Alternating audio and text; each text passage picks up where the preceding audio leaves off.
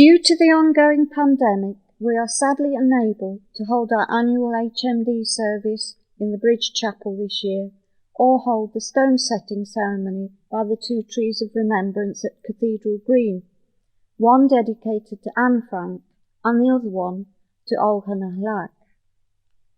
As we know, this year's HMD theme is Be the Light in the Darkness.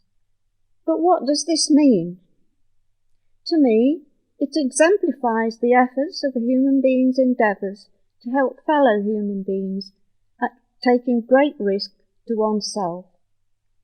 We probably don't know many such people in our lives, but one such person immediately sprang to my mind, and that is a person who lived in Derby in the midst of our community and who some of us, including myself and my parents, had the privilege to know, although we had no clue of her heroism. I am referring to Olga, who was awarded the Certificate of Honour and the Medal of the Righteous Amongst the Nations at Yad Vashem in Jerusalem in May 1989. Now, why did this unassuming lady receive this honour?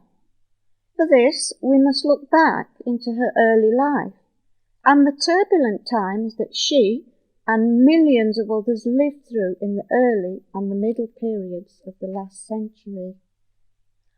Olga was born on the 16th of April 1917 in the western Ukrainian town of Zbaraj in the district of Ternopil, which was then under Polish rule. As a young girl, she had ambitions of studying languages and culture and dreamt of becoming a linguist. She came from a family that had Jewish friends, and Olga herself had visited the local synagogue from time to time. As she reached her early 20s, the storm clouds were gathering, and the subsequent upheavals of World War II would soon change everything.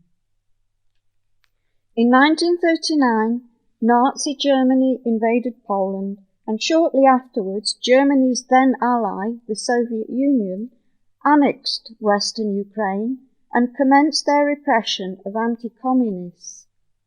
During this time, Olga married Stepan Dahan, who was a staunch Ukrainian nationalist and was a partisan secretly fighting against the barbaric rule of the communists and Nazi Germany. This was a dangerous thing to do and could put Olga and her relatives at risk. By 1941, Nazi Germany had invaded the Soviet Union, and in 1942 had established a Jewish ghetto outside the town.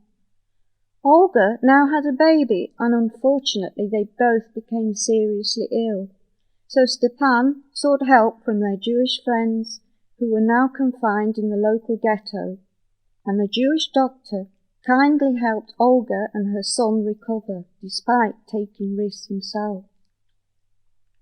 The visit to the ghetto and the exposure to the suffering of the Jewish people deeply affected Stepan and Olga.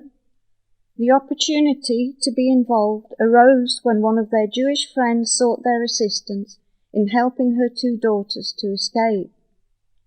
Olga and Stepan's sister gave their own birth certificates and travel passes to the daughters, and Stepan took them to Lviv, from where the girls managed to escape from the Nazis and so survived the Holocaust. Had the girls been caught and their documents traced to Olga and her sister-in-law, they themselves would have faced torture and execution. Although the risks were considerable for Olga and her family, her courage was tested even more when they decided to hide some of the residents of the ghetto in their cellar. By the end of 1942, 9 of their Jewish friends were living in safety in the cellar of their house. They secretly extended the size of their cellar at night to improve conditions for their friends, always conscious that they could be discovered at any time. At one point, a local informer told the Germans that Olga was bringing in more food than was needed, which led the Germans to search their home. Fortunately, nothing was found, and Olga further allayed suspicion by bravely inviting some of the German garrison to a Christmas party, being fully aware that her Jewish friends were hiding beneath the kitchen floor where they were. Another perilous situation arose when one of the ladies, Sabina Lachmann, became pregnant. Olga knew full well that it would be impossible to hide the cries of a baby, so she ingeniously solved the problem by pretending to be pregnant herself and using a cushion as a helpful aid.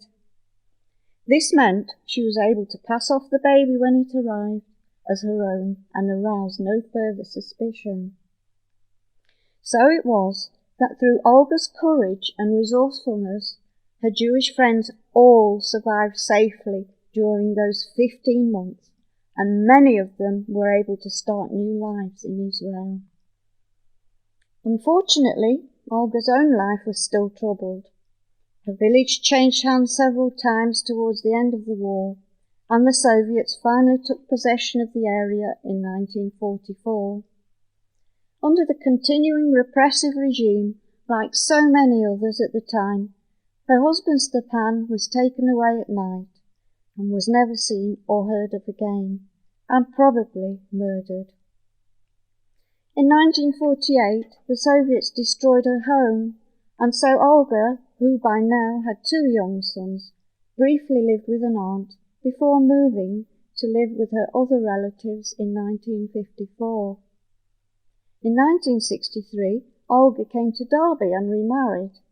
She and her new husband Dmitro lived in Beecher Street. She did not mention her courageous stand in helping her Jewish friends, and was surprised when, in 1986, various organisations unearthed her name and traced her to Derby. She was then put into contact with the survivors of those whom she had hidden all those years ago, and was delighted to meet them again. She was amazed that her neighbourly actions resulted in her being brought to Yad Vashem in Jerusalem to receive the Certificate of Honour and the Medal of the Righteous amongst the Nations. Sadly, Olga passed away on the 18th of April 1997, aged 80 years. According to her wishes, she was buried in Ukraine, the land of her birth. But the tree planted here in Derby and the plaque help to remind us of her bravery and the shining example she gives to us all. She truly was a light in the darkness of those terrible times.